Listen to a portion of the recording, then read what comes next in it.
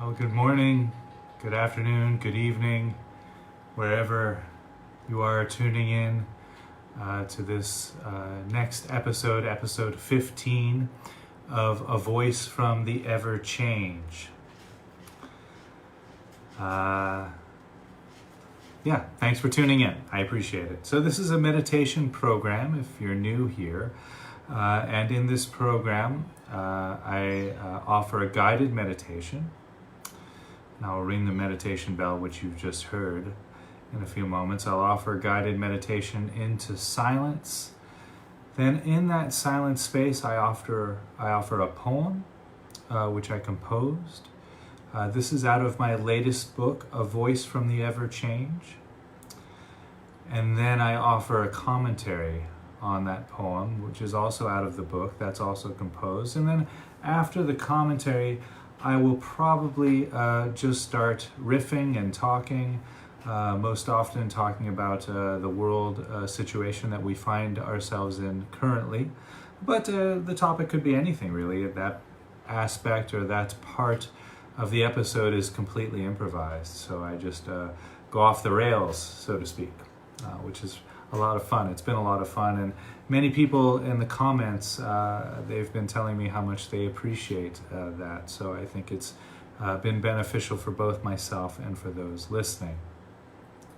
Now, the reason why I'm doing this, it's my humble offering to the world climate to try to raise the energy, if you will, to bring a little bit of happiness, a little bit of loving kindness, a little bit of equanimity and compassion to anyone who's listening, and really to the world at large. Now, if there are any questions or comments that come up in regards to the meditation practice or any meditation practice, or in regards to the poem or the commentary, please do send those questions over via Messenger, or you can write them in as we're going. That's fine as well. I'll offer a Q&A session on Sunday at the same time, addressing any questions or concerns that might appear. And if anyone would like a free PDF copy of the new book so you can read along and follow along, many people have found that beneficial. Do message me your email address, and I'm happy to send out PDF copies so that if anybody wishes to read along, that's fine. And I'm happy to have you do that. Now, the real intention is that the poem and the commentary serve as a part of the guided meditation. So allowing the words to the poem, allowing the words to the commentary to guide your awareness wherever it may want to go. There's no wrong or right about that. Just allow your mind, your heart, and your body to rest. Listen to the words of the poem. Allow them to fall on your ears, on your heart, on your mind, and just continue meditating through that experience. Okay, I think that's all I wanted to say. So I'll ring the bell, I'll guide us into silence, then again offering the poem in that silent space and the commentary. Enjoy.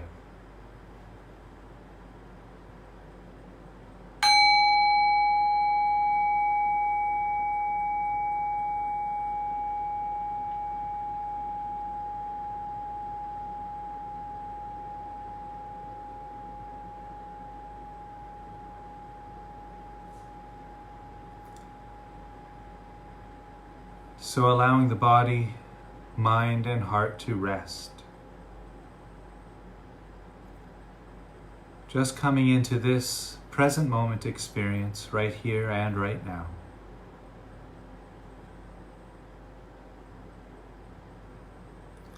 Noticing the sensations of the breath entering and leaving the nose. The sensations of the breath are always present moment experiences. You might notice a cool or a dry sensation around the nostrils or in the nostrils. Perhaps breathing in more air through one nostril over the other, or the temperature might be slightly different in one nostril over the other.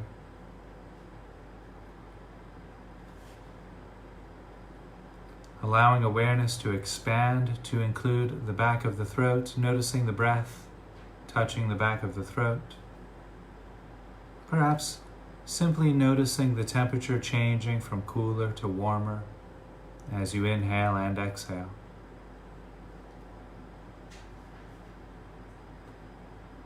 You might also notice the rib cage expanding and contracting with each breath. There might be sensations of clothing moving to adjust with the rising and falling of the body across the shoulders and the abdomen, perhaps.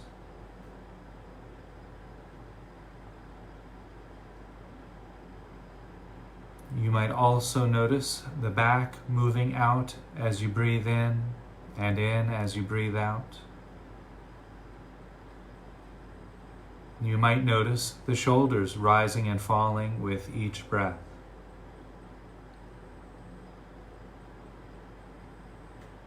And as you breathe in and breathe out, also noticing the body straightening up slightly on the in-breath and leaning forward slightly on the out-breath.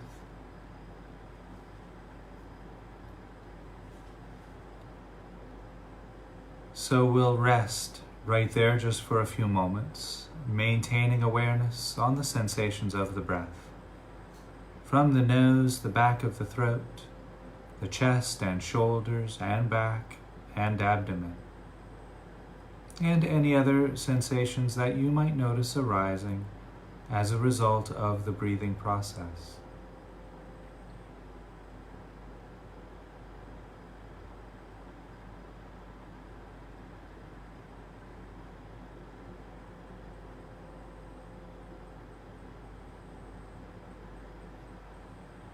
And if at any time during the meditation you become distracted by your thoughts, you can simply label those thoughts with the word thinking, which will allow the thoughts to go and gently return back to the present moment experience.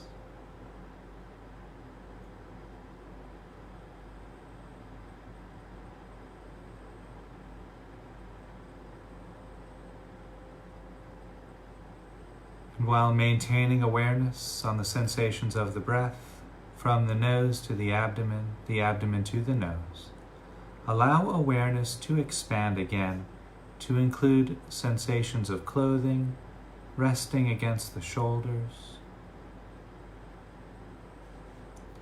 noticing the arms resting against the body, the hands resting against the body or touching each other.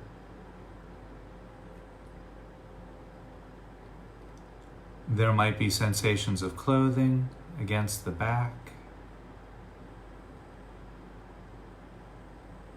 You might notice sensations of the body resting against the chair, the cushion, the mat, or the floor.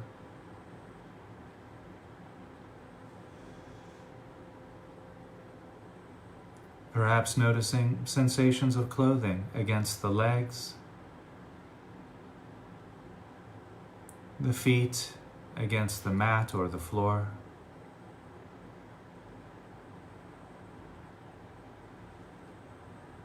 And while resting with the breath and the body, you might also notice sensations arising from the face,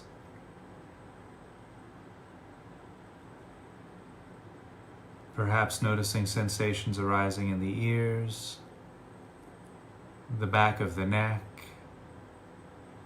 the back of the head, and resting attention at the top of the head, noticing any sensation arising from the crown of the head. Now there might be an area of the body that has very little or no feeling. That's fine. Those areas of the body with little or no feeling will eventually wake up with continued practice and time. But for now, just resting in whatever present moment experience is there. sensations of the breath and body, and just rest. Breathing in and breathing out.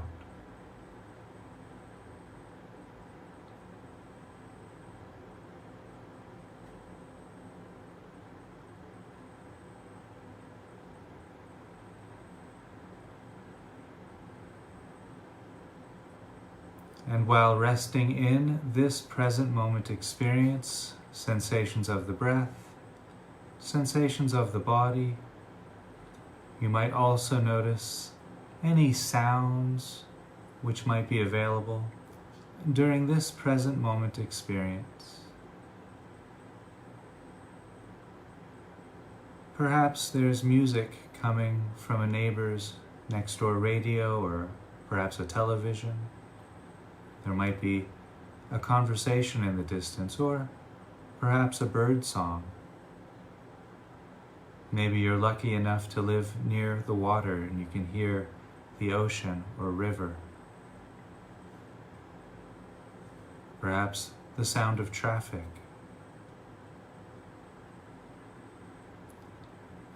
Not focusing on any one particular sound, but noticing the entire field of sounds. Hearing all of the sounds all at the same time.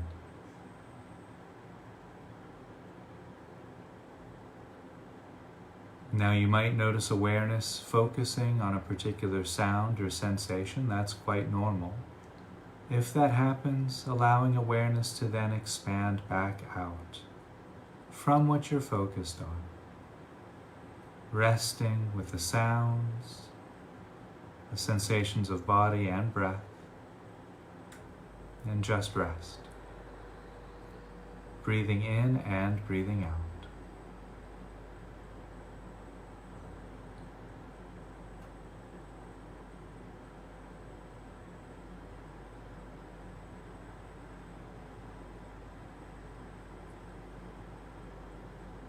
And while resting with the breath, the body, and the sounds, you might also notice a backdrop of silent space. There's always a backdrop of silence within the present moment.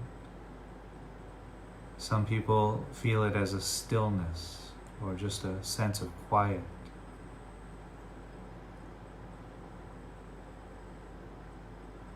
And so we'll rest right there, resting with the silence and sound, body and breath, and just rest. Breathing in and breathing out.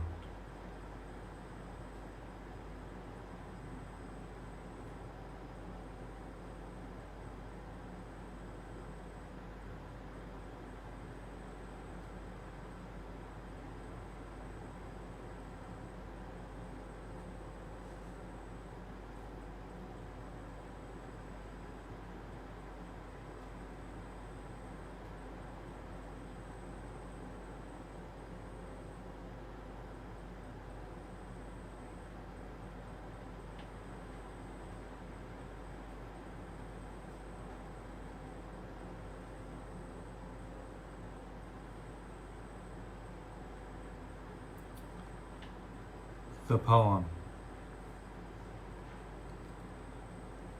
Each bird song effortlessly reveals a hidden silence. With each sunrise, night effortlessly turns into day. Each inhalation allows for the exhalation. Each ray of sunshine gives way to the rain. Within each meeting there is parting. Within each sorrow, laughter awaits. Within each ruin there is reconstruction. The gold lie await in the ever-change. Just rest now. Allow the phoenix to arise from the ashes. Again, again, again and again. Beautiful transition.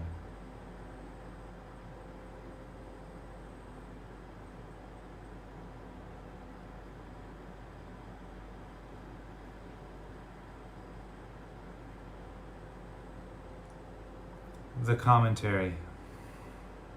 Can we rest in this very present moment? Let go. There is no need to cling to anything at all, and no need to push anything away. There is no need to resist the present moment, and in most situations, any resistance exerted by you makes no difference to the outcome. Thousands of causes and conditions led us right here to this experience right now. When we judge the unfolding situation which is occurring as either good or bad, light or dark, up or down, high or low, or with any one particular label, we freeze it into a solid, fixed entity. We name it, we give it a title, and we then turn that passing, transient situation into an experience of being something.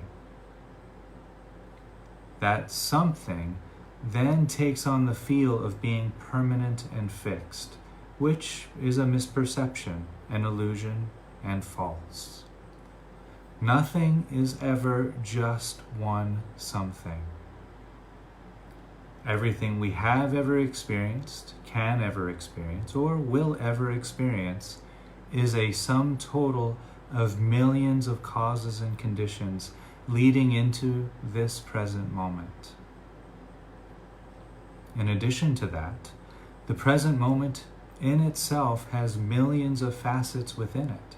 Each color, each shade, each shadow, each object, each bodily sensation and each cause of each bodily sensation, each feeling and each cause of each feeling, each emotion and each cause of each emotion, each smell and each cause of each smell, each sound and each cause of each sound, each thought and each cause of each thought, each silent space and each cause of each silent space was brought into being through literally millions upon millions of causes and conditions which, like rushing whitewater rapids, come crashing into this very present moment. Then, as swiftly as our human nervous system will allow, we freeze all of those billions of causes and conditions into a space-time event. Like magicians, we listen to our world, and out of those countless causes and conditions we manifest and recognize the birdsong. We then grasp at it, noting to ourselves, what a beautiful robin song, or I don't know what that bird is. We take it out of the stream of passing events and we look at it. We examine it, we classify it, we codify it. This gives our human nervous system the experience of time. Time is nothing other than the flow of events put in linear format through human thought. When we let go of the labeling, when we drop the relentless need to map out our territory, indeed, the night effortlessly turns into day. In fact, there is no night or day. There is only this shifting experience of light and darkness, which effortlessly passes over the surface of the earth. It is our labeling the experience night and day, and then inhabiting those labels as if they were reality itself, which gives us our experience of time.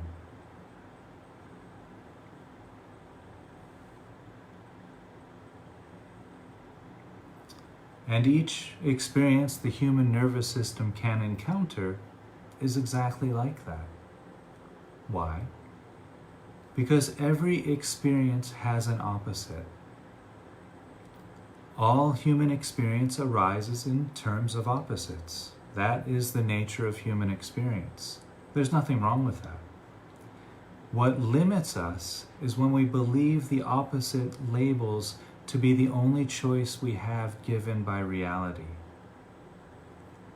Anytime we find ourselves caught in a choice of two opposites, we can ask, wait, what am I overlooking here? It is most likely that we have excluded the unspoken middle ground, the gray area which lie between all opposites, which cannot be spoken about or labeled, because the very label, the very words put on that gray area forces it into another concept, which will inevitably give rise to an equal opposite. Is this clear? Is this not clear?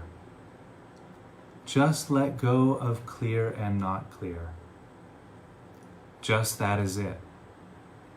Just that is not it. Yes, just so.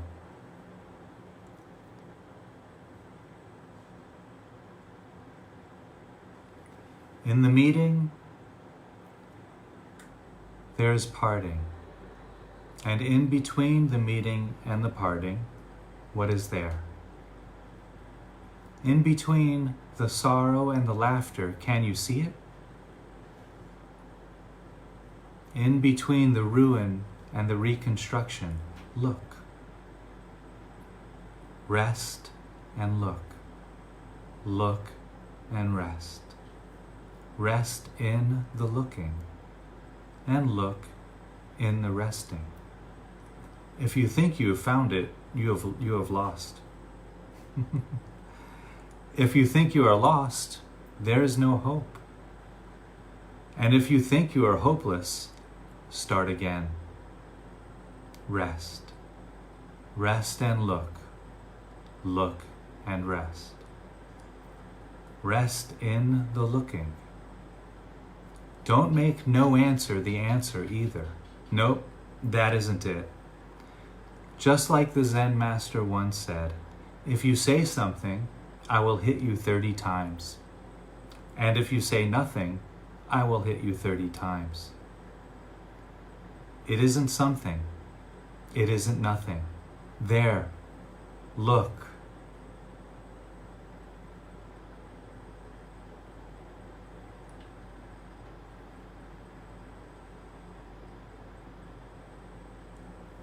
Rest now. Notice how the feelings wash over you. Confusion, irritation, joy, laughter, anger, bliss, all cascade off your awareness like rushing water over a limestone cliff. If you apply thought to any one emotion, if your mind thinks, for example, wow, this is really confusing, then you have done it. Like Merlin the Great, you have magically picked up an emotion from out of the rushing river of ever change, and then you freeze it into a thing. You take the feeling of confusion, which, when free from thought, is a fleeting, passing, and transient experience, and you freeze it into something called confusion. You take the passing experience of confusion and give it a solid, fixed state which inhabits a time and a place. As a result of this word magic, you now have something solid to struggle with and or against. The ego will love this, of course, because this is how the ego survives. Out of millions and millions of passing sensations, feelings, thoughts, emotions, and all of sensory experience, we grab at something. We then look at it, we analyze it, we freeze it and examine it. We struggle against it or cling to it, we desire it, we love it, we hate it, we categorize it or we despise it. This gives us the experience of little me in this skin capsule, looking out and experiencing an opposite and objectified world. Suffering is born.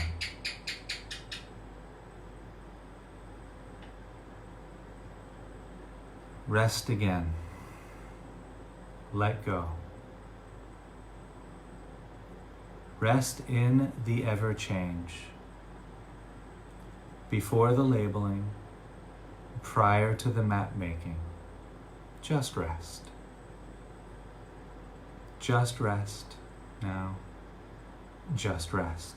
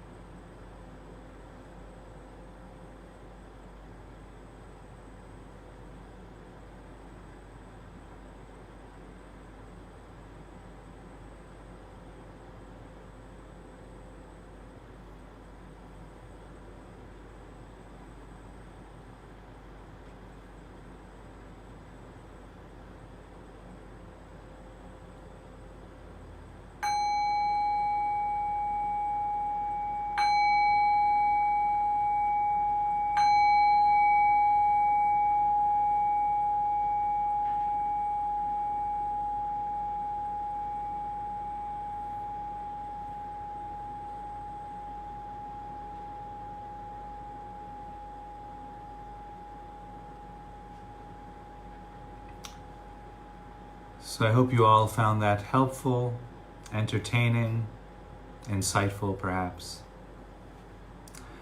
Now the resting meditation practice that I'm referring to here in this commentary and poem can be found on my website, and that's all for free. I'm not here trying to sell anything. The website is www.suchsweetthunder.org.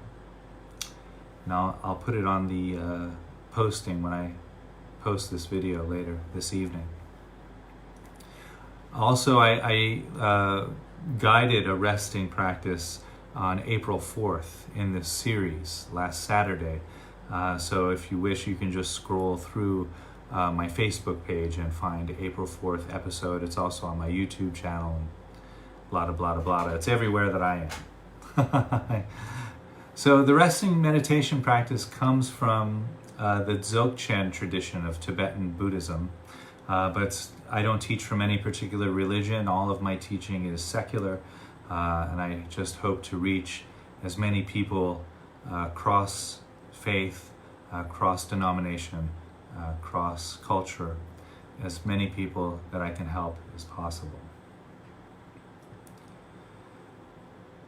And so what this poem, what this commentary is really pointing to pertains greatly to the situation in the world today.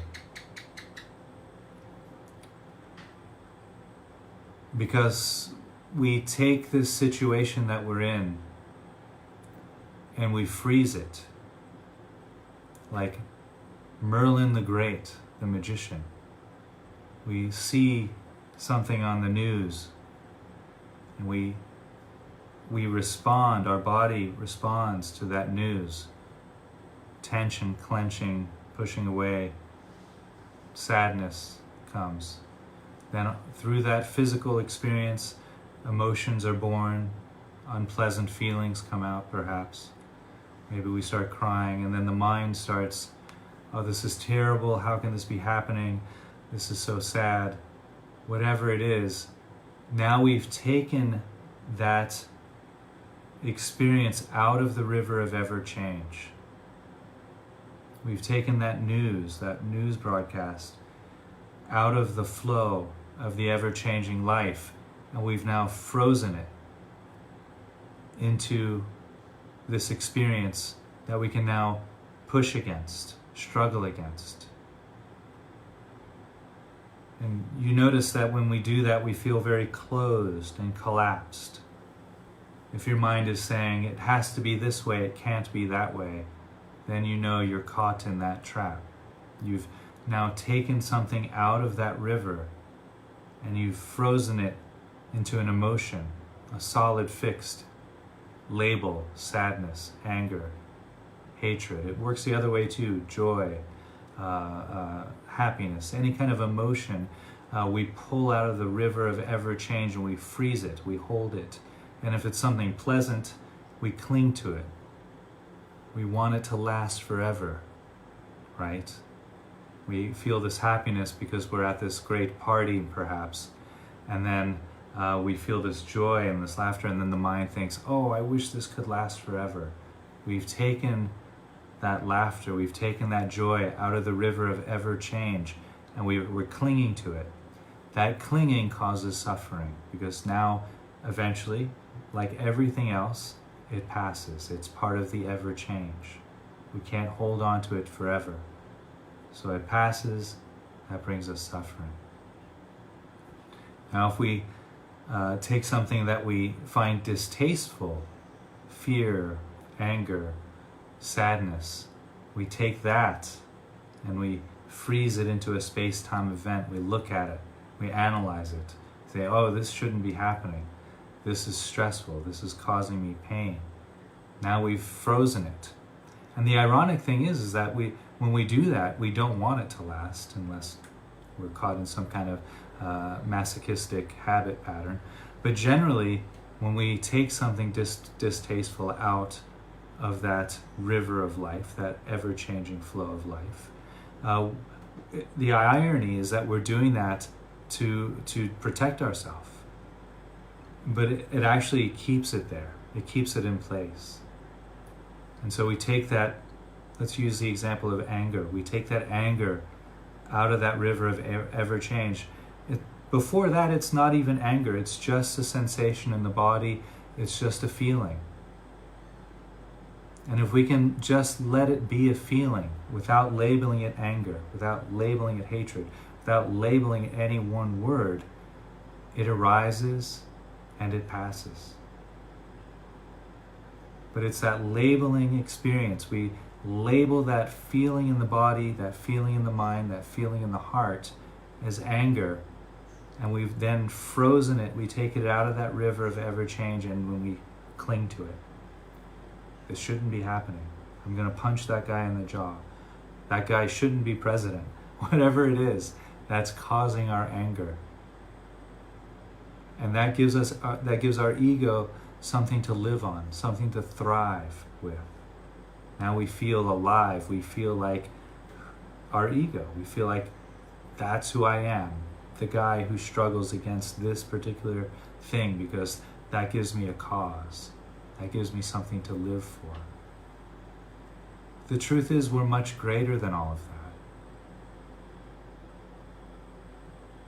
We're much more than any one belief system. We're much more than anything that we could struggle against. We're much more than anything worth fighting for.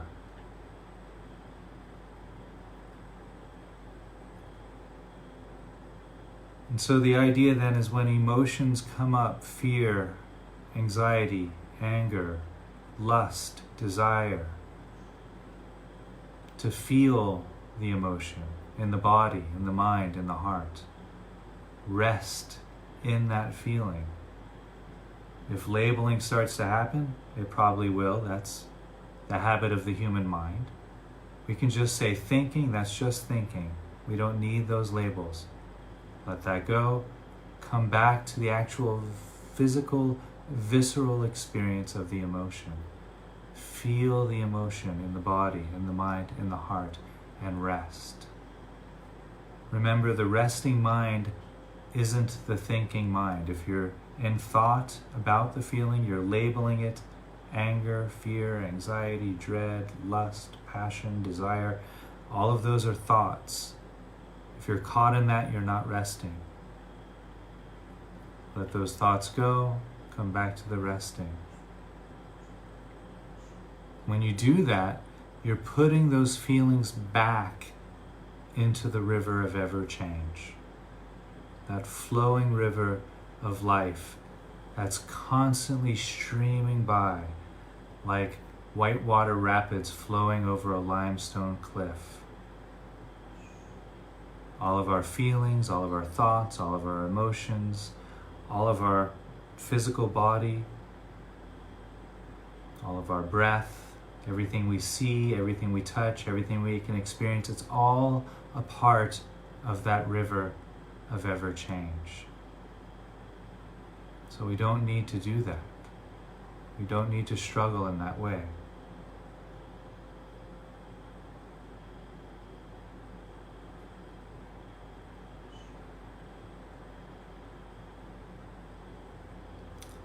So I think that's all I wanted to say this evening, my time, or this morning or this afternoon, wherever you are. Thanks again for tuning in to A Voice from the Ever Change. This has been episode 15. I hope all who find their way to this program find it of benefit.